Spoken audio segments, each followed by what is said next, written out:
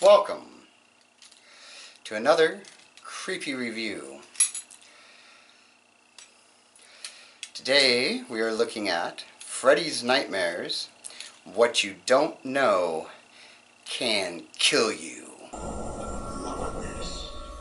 When you wake, you will love Freddy. You will desire Freddy. You will want Freddy. You'll even go to the grave for Freddy. What can I say about this episode? What indeed? Sadly, there's not much to say about this episode. It once again has a very long title. We follow Dr. Crowley, a psychiatrist who has decided to cross the ethical line. I will appear to you as your husband, Todd. You will be completely alone with him. Do you understand? Good. One more thing. If I say the words hocus pocus, you will go back into a deep hypnotic trance. Then begins to make love to her. I don't think we call it making love, though. I think this would be straight-on rape.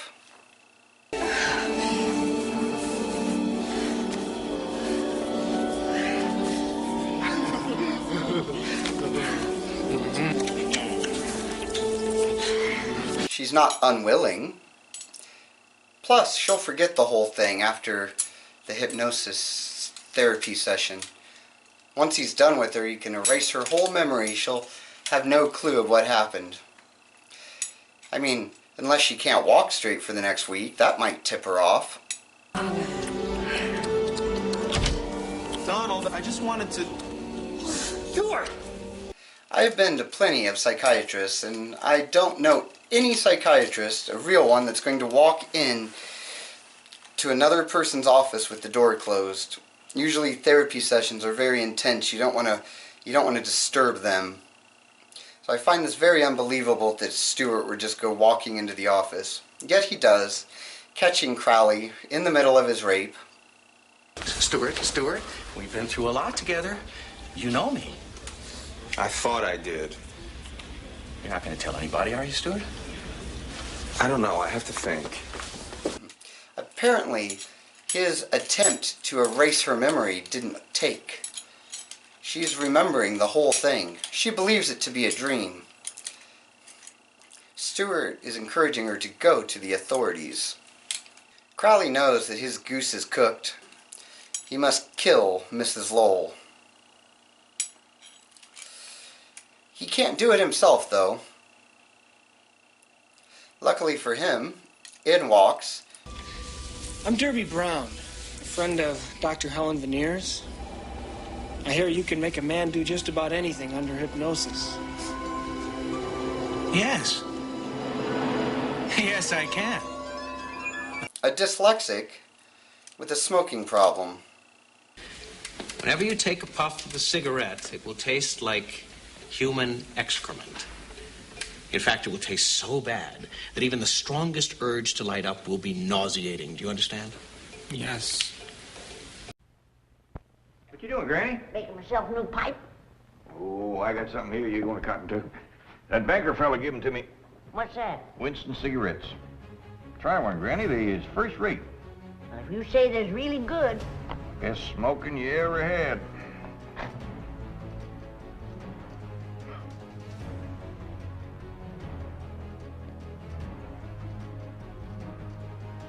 By thunder, Jed, that is good smoking. Now try it this way, Granny.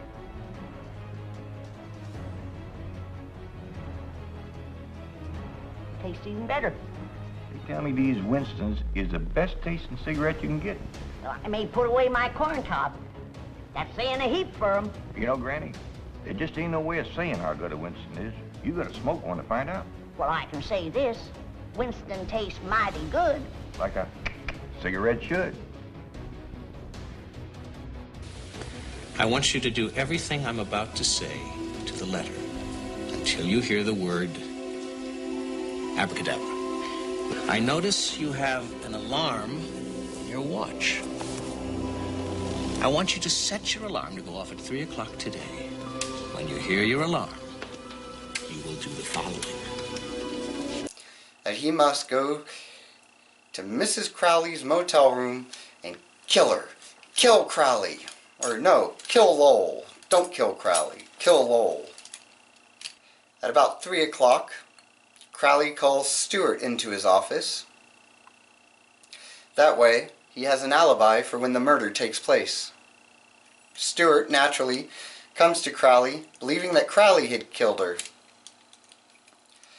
Crowley explains, "But Stewart, you were with me at 3 o'clock when Mrs. Crowley so unfortunately was murdered. It couldn't have been me." Well, Stewart's not buying it entirely. Where are you going? To the police. What for? Because in our profession, the line of ethics shouldn't move so easily. You're a fraud, Donald. A dangerous No, one. wait a minute, please. I don't know. Maybe you're right. Maybe I do need help. But if you just give me until morning so I can tell my wife, I don't want Eva to find out about this from the papers. Stewart, stupidly, agrees. Stewart should have gone to the police right away. Stewart's being stupid. I just dreamed I killed a lady. I'm scared, Doc. I don't know what to do. I'm about to see another patient. Why don't you come on over and I'll see you as soon as I'm finished with her. Maybe we can figure out what caused this dream of yours. Oh, thank you, Doc. I'm sure it would make me feel better. When Doug returns, Crowley once again hypnotizes him, giving him a gun and orders to go to a certain room at a certain time and shoot the man in the room with that gun. It would have worked great. Crowley gave Doug Stewart's office number. Sadly, Crowley did not know that Doug was dyslexic.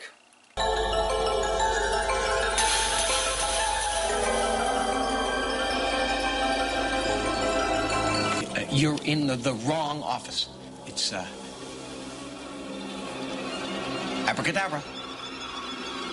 I said abracadabra. I mean, hocus pocus. But poor Mr. Crowley is dead, and Doug is now a murderer on the run. You won't remember a thing except that you will want to turn to this channel this night, every week, so that I can mess with you some more. 1, 2, 3. This is the beginning of our second half, by the way. What happened? Put that back on. What's wrong? Close your eyes. Close your eyes. Can I help you? Yeah, sorry, Doc. There's been a murder in the hospital. I think the killer's trapped somewhere in the building. Suspect is male, about 5'11", dark hair, dark eyes. Sorry, I haven't seen him. So now Doug's on the run. What are they going to do? His girlfriend can't have him going to jail forever. That just wouldn't work out. Luckily, there's a new form of plastic surgery that requires no cutting. Also is very quick. No recovery time. Like less than a day. It's amazing. Here. Look through this magazine and find a face you like, one that matches your basic facial structure.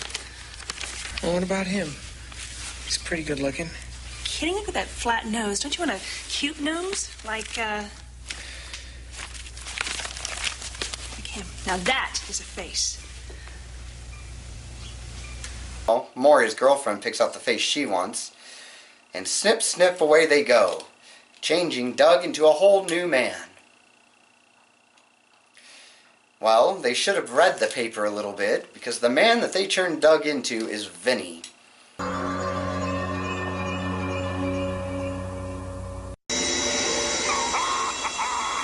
Fooled ya! My heart stopped just like playing alive, playing alive. The guy in the hospital's playing barely alive.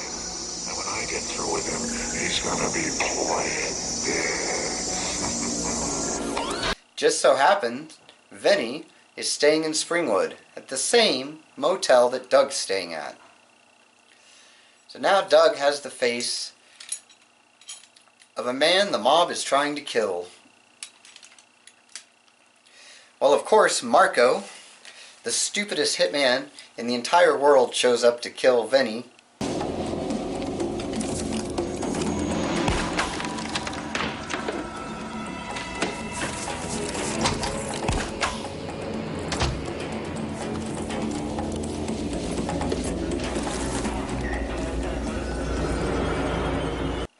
So what are Doug and his girlfriend going to do now?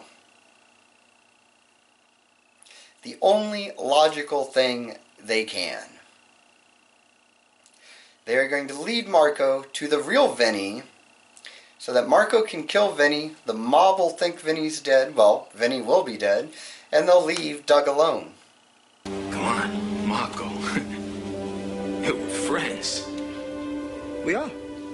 We are. Hey, that's nice. You know, I always wanted to be your friend. I still gotta kill you, though. I ain't got no choice, Vinny. Damn!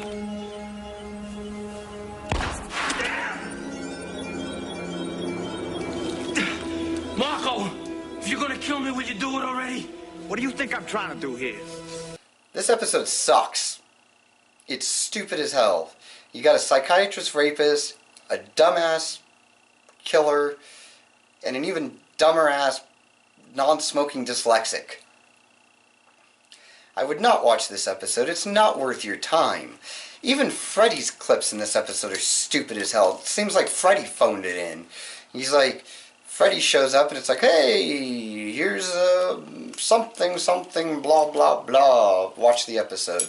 No thought put into it. Stupid, stupid, stupid waste of time. I highly, highly recommend if you see this episode, you run away from it. Do not watch it. Have you seen this episode? If so, what did you think of it? Did you enjoy it? I seriously doubt it. If you did, let me know in the comments section below. If you are new to this channel and have not yet subscribed, this is the perfect opportunity to hit that subscribe button. This channel is sponsored by Patreon. If you'd like to help this channel out, or even just check out our Patreon page, the link is in the description below.